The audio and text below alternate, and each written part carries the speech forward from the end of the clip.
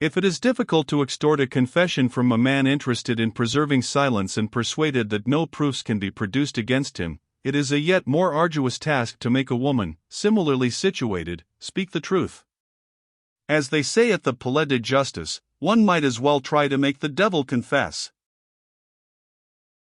The examination of the widow Chupin had been conducted with the greatest possible care by Emile Segmuller, who was as skillful in managing his questions as a tri-general in maneuvering his troops.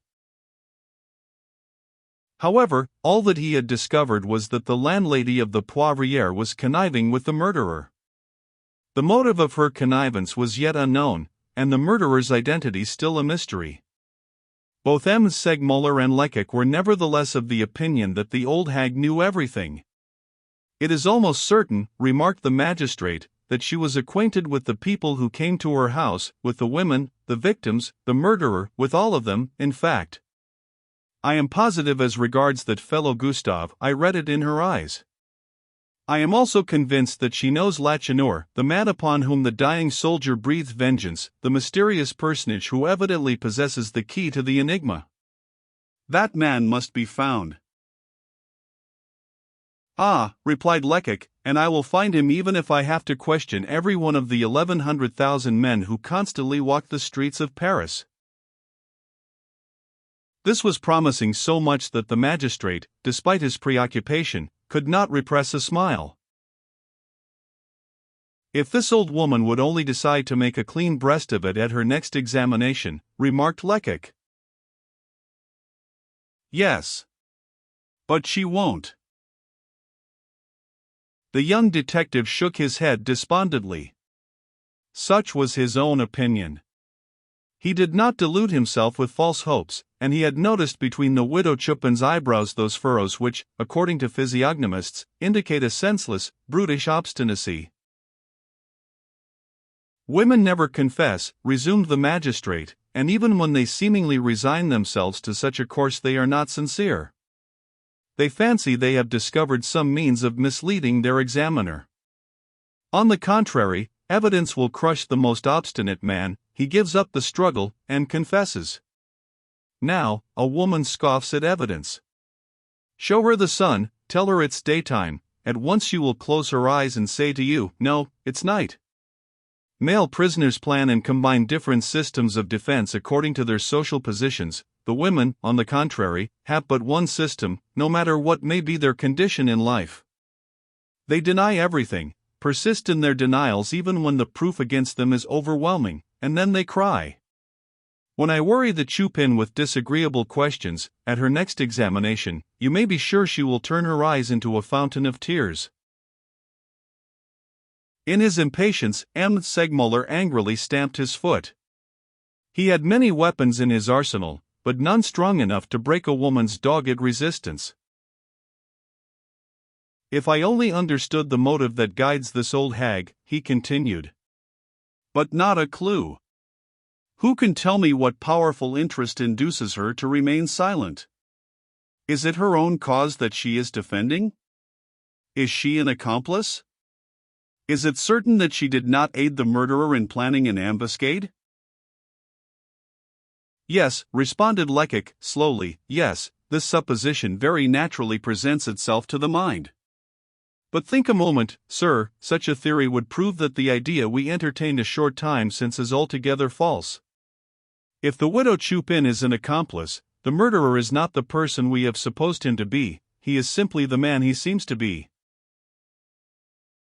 This argument apparently convinced M. Segmuller. What is your opinion? He asked. The young detective had formed his opinion a long while ago. But how could he, a humble police agent, venture to express any decided views when the magistrate hesitated? He understood well enough that his position necessitated extreme reserve, hence, it was in the most modest tone that he replied, might not the pretended drunkard have dazzled Mother Chupin's eyes with the prospect of a brilliant reward? Might he not have promised her a considerable sum of money? He paused. Goguet, the smiling clerk, had just returned. Behind him stood a private of the Garde de Paris who remained respectfully on the threshold, his heels in a straight line, his right hand raised to the peak of his shako, and his elbow on a level with his eyes, in accordance with the regulations. "The governor of the depot," said the soldier, "sends me to inquire if he is to keep the widow Chupin in solitary confinement. She complains bitterly about it." M. Segmuller reflected for a moment. "Certainly," he murmured, as if replying to an objection made by his own conscience, "certainly, it is an undoubted aggravation of suffering, but if I allow this woman to associate with the other prisoners, she will certainly find some opportunity to communicate with parties outside. This must not be. The interests of justice and truth must be considered first." The thought embodied in these last words decided him. "Despite her complaints, the prisoner must be kept in solitary confinement until further orders," he said. The soldier allowed his right hand to fall to his side. He carried his right foot 3 inches behind his left heel, and wheeled around. Gogat, the smiling clerk, then closed the door, and, drawing a large envelope from his pocket, handed it to the magistrate. "Here is a communication from the governor of the depot," said he. The magistrate broke the seal, and read aloud, as follows. "I feel compelled to advise M. Segmuller to take every precaution with the view of assuring his own safety before proceeding with the examination of the prisoner, May. Since his unsuccessful attempt at suicide, this prisoner has been in such a state of excitement that we have been obliged to keep him in a strait waistcoat. He did not close his eyes all last night, and the guards who watched him expected every moment that he would become delirious. However, he did not utter a word. When food was offered him this morning, he resolutely rejected it, and I should not be surprised if it were his intention to starve himself to death. I have rarely seen a more determined criminal. I think him capable of any desperate act." "Ah," exclaimed the clerk, whose smile had disappeared, "if I were in your place, sir, I would only let him in here with an escort of soldiers." "What? You Gogat, you, an old clerk, make such a proposition? Can it be that you're frightened?" "Frightened? No, certainly not, but—"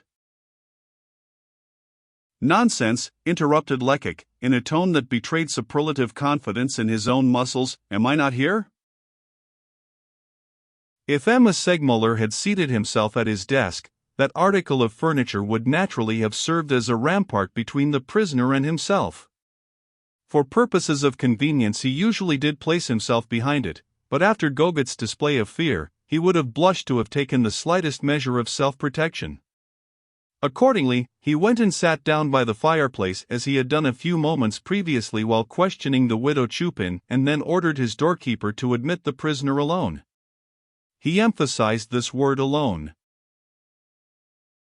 A moment later the door was flung open with a violent jerk, and the prisoner entered, or rather precipitated himself into the room.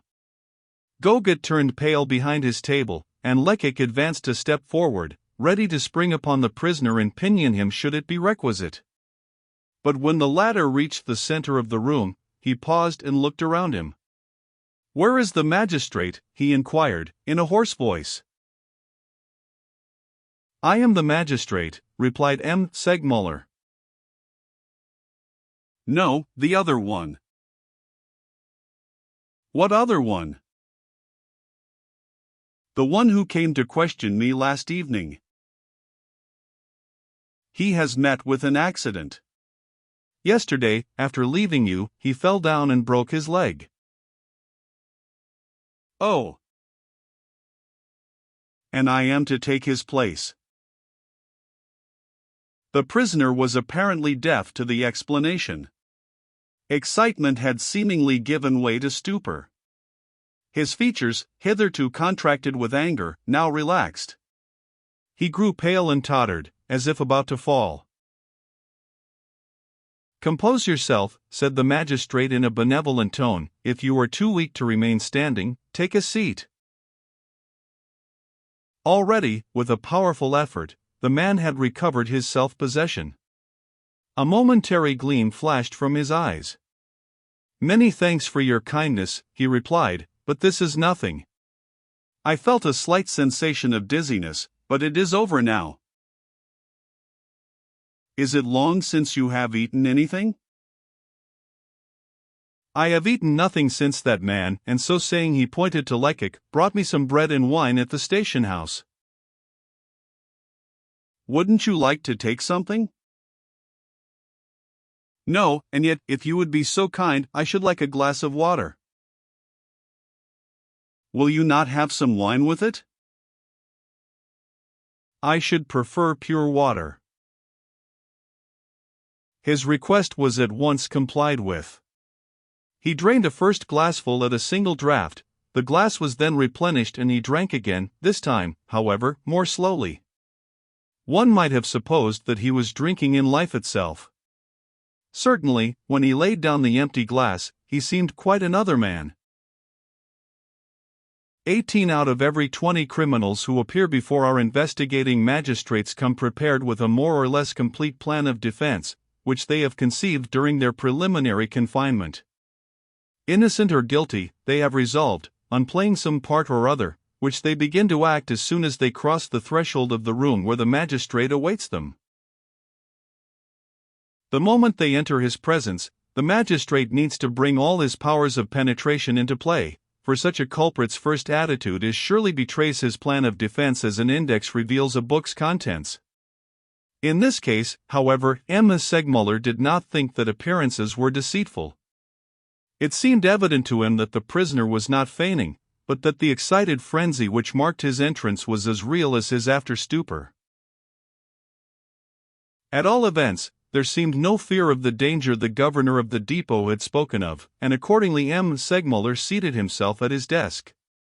Here he felt stronger and more at ease, for his back being turned to the window, his face was half hidden in shadow, and in case of need, he could, by bending over his papers, conceal any sign of surprise or discomfiture. The prisoner, on the contrary, stood in the full light, and not a movement of his features, not the fluttering of an eyelid could escape the magistrate's attention. He seemed to have completely recovered from his indisposition, and his features assumed an expression which indicated either careless indifference, or complete resignation. Do you feel better? Asked M. Segmuller. I feel very well. I hope, continued the magistrate, paternally, that in future you will know how to moderate your excitement. Yesterday you tried to destroy yourself. It would have been another great crime added to many others, a crime which... With a hasty movement of the hand, the prisoner interrupted him. I have committed no crime, said he, in a rough, but no longer threatening voice. I was attacked, and I defended myself. Anyone has a right to do that. There were 3 men against me. It was a great misfortune, and I would give my right hand to repair it, but my conscience does not reproach me that much. The prisoner's "that much" was a contemptuous snap of his finger and thumb. And yet I'd been arrested and treated like an assassin, he continued. When I saw myself interred in that living tomb which you call a secret cell, I grew afraid, I lost my senses. I said to myself, my boy, they've buried you alive, and it is better to die quickly, if you don't wish to suffer. So I tried to strangle myself. My death wouldn't have caused the slightest sorrow to anyone. I have neither wife nor child depending upon me for support. However, my attempt was frustrated. I was bled, and then placed in a strait waistcoat, as if I were a madman. Mad. I really believed I should become so. All night long the jailers sat around me, like children amusing themselves by tormenting a chained animal. They watched me, talked about me, and passed the candle to and fro before my eyes. The prisoner talked forcibly, but without any attempt at oratorical display. There was bitterness but not anger in his tone. In short, he spoke with all the seeming sincerity of a man giving expression to some deep emotion or conviction. As the magistrate and the detective heard him speak, they were seized with the same idea. This man, they thought, is very clever, it won't be easy to get the better of him. Then, after a moment's reflection, Emma Segmuller added aloud, "This explains your first act of despair, but later on, for instance, even this morning, you refused to eat the food that was offered you."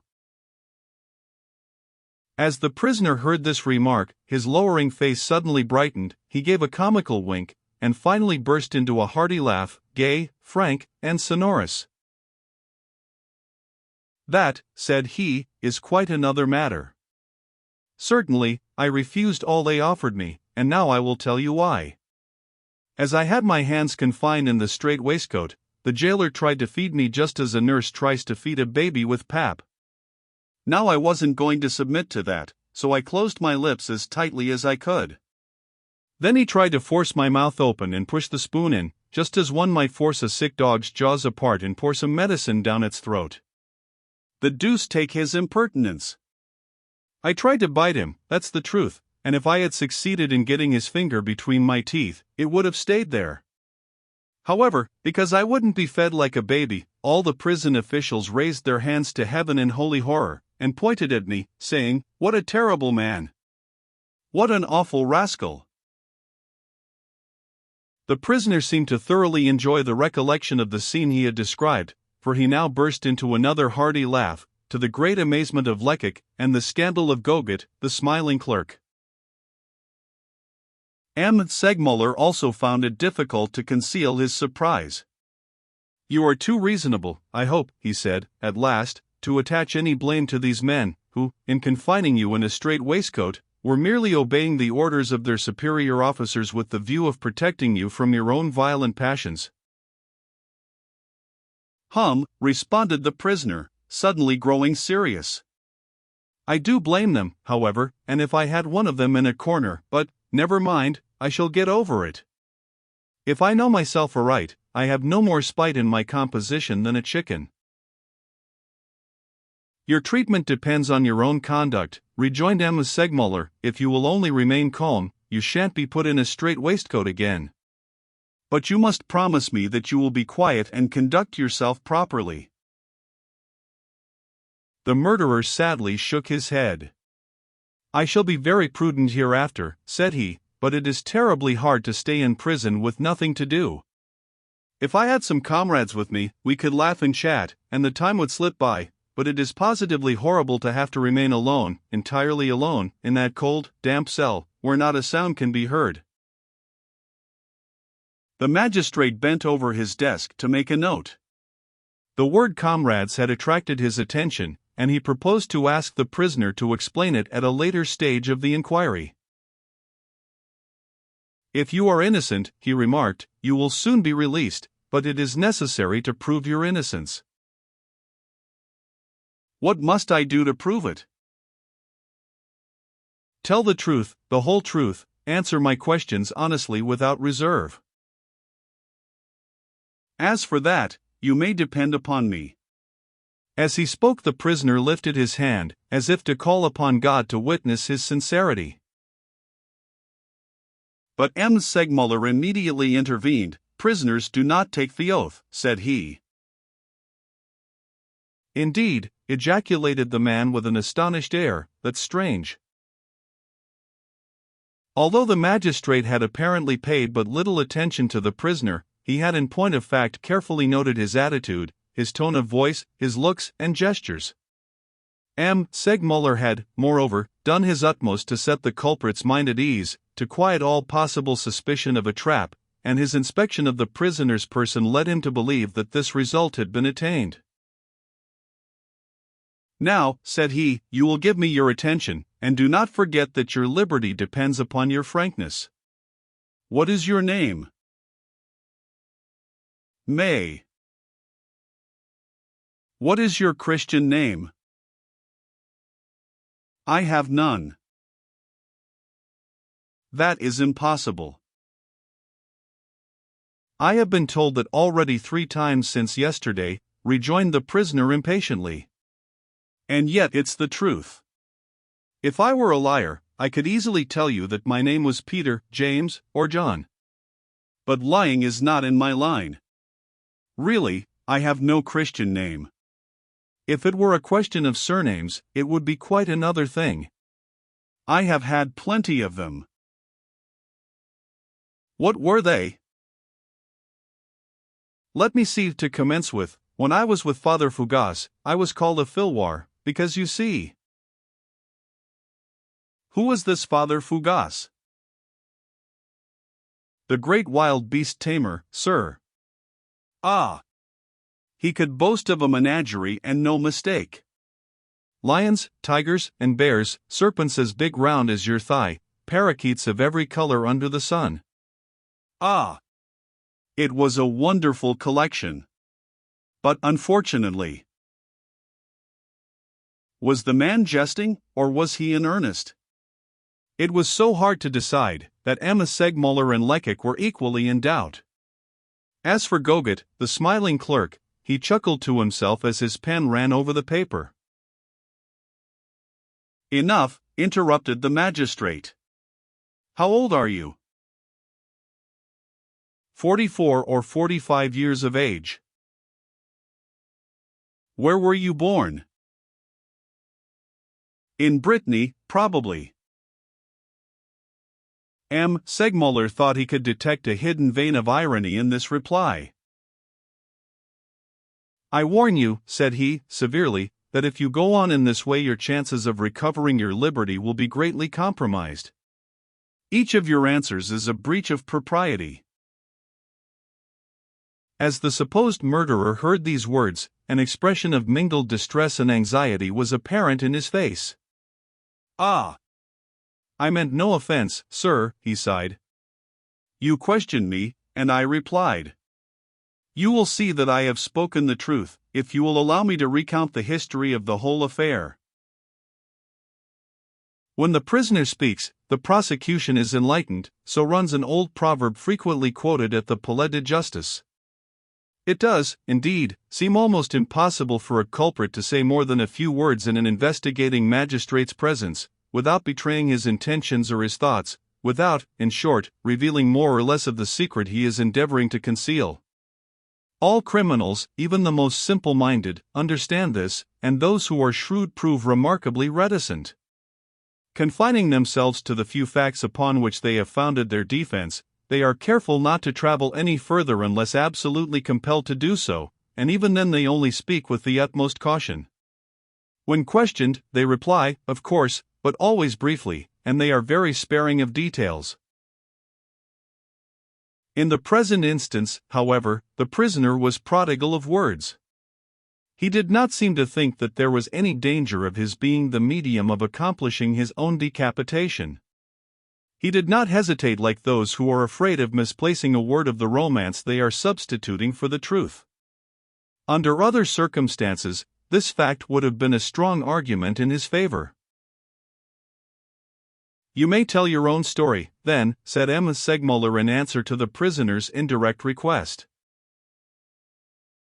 The presumed murderer did not try to hide the satisfaction he experienced at thus being allowed to plead his own cause, in his own way. His eyes sparkled and his nostrils dilated as if with pleasure. He sat himself down, threw his head back, passed his tongue over his lips as if to moisten them, and said, Am I to understand that you wish to hear my history? Yes. Then you must know that one day about 45 years ago, Father Tringlot, the manager of a traveling acrobatic company, was going from Guingamp to St. Brook, in Brittany. He had with him 2 large vehicles containing his wife, the necessary theatrical paraphernalia, and the members of the company. Well, soon after passing Châtelaudren, he perceived something white lying by the roadside, near the edge of a ditch. I must go and see what that is, he said to his wife. He stopped the horses, alighted from the vehicle he was in, went to the ditch, picked up the object he had noticed, and uttered a cry of surprise. You will ask me what he had found? Ah! Good heavens! A mere trifle. He had found your humble servant, then about 6 months old. With these last words, the prisoner made a low bow to his audience. Naturally, Father Tringlot carried me to his wife. She was a kind-hearted woman. She took me, examined me, fed me, and said, He's a strong, healthy child, and will keep him since his mother has been so wicked as to abandon him by the roadside. I will teach him, and in 5 or 6 years he will be a credit to us."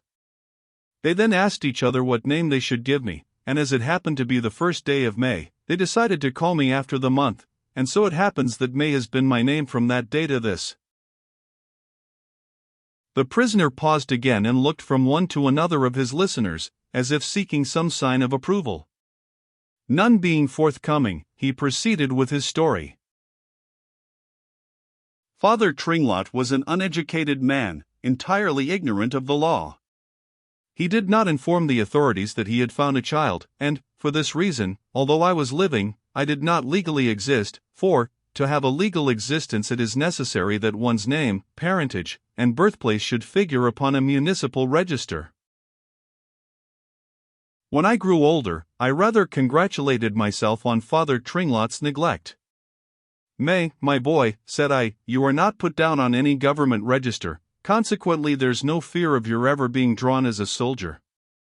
I had a horror of military service, and a positive dread of bullets and cannon balls.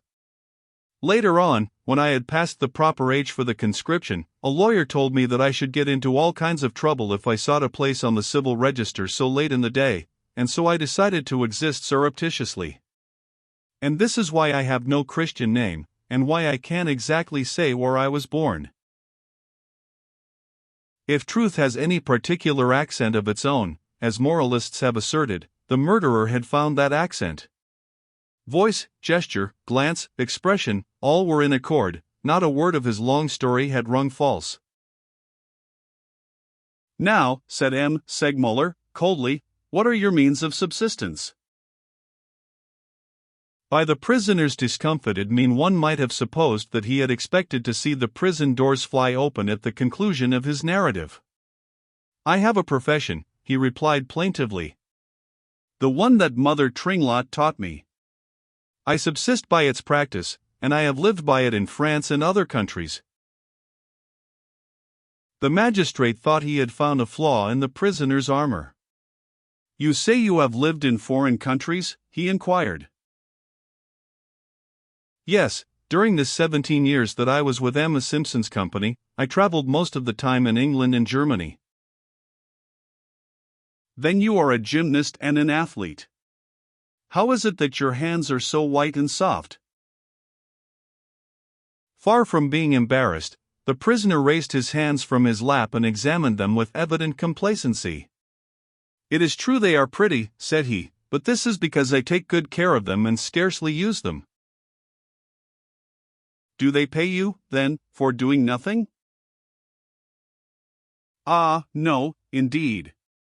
But, sir, my duty consists in speaking to the public, in turning a compliment, in making things pass off pleasantly, as the saying is, and, without boasting, I flatter myself that I have a certain knack."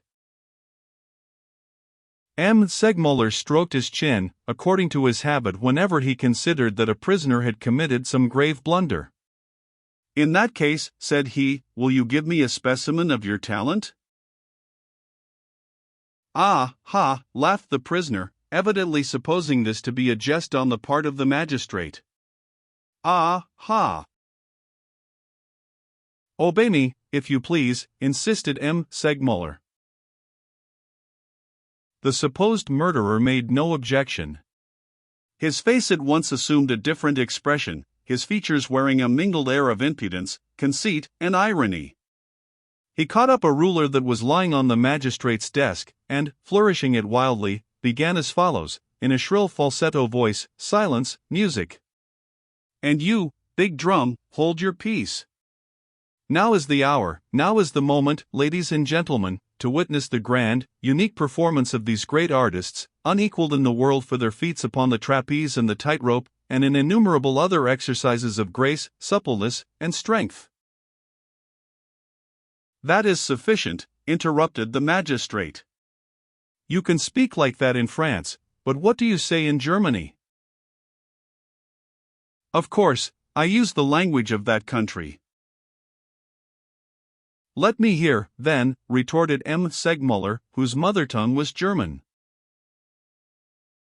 The prisoner ceased his mocking manner, assumed an air of comical importance, and without the slightest hesitation began to speak as follows, in very emphatic tones: Mit Bewilligung der Hochloeblichen Abreichkeit, Word Hut, vor Heisigere Renruthen Bürgerschaft, Zoomer Sten Malachtfurt, Genovese, Oder. This opening of the prisoner's German harangue may be thus rendered: with the permission of the local authorities, there will now be presented before the honorable citizens, for the first time, Genevieve, or the. Enough, said the magistrate, harshly. He rose, perhaps to conceal his chagrin, and added, we will send for an interpreter to tell us whether you speak English as fluently. On hearing these words, Lecoq modestly stepped forward. I understand English, said he. Very well. You hear, prisoner? But the man was already transformed. British gravity and apathy were written upon his features, his gestures were stiff and constrained, and in the most ponderous tones he exclaimed, walk up. Ladies and gentlemen, walk up. Long life to the Queen and to the honorable mayor of this town. No country, England excepted, our glorious England, could produce such a marvel, such a paragon. For a minute or two longer he continued in the same strain. M. Segmuller was leaning upon his desk, his face hidden by his hands. Lecoq, standing in front of the prisoner, could not conceal his astonishment. Gobet, the smiling clerk, alone found the scene amusing.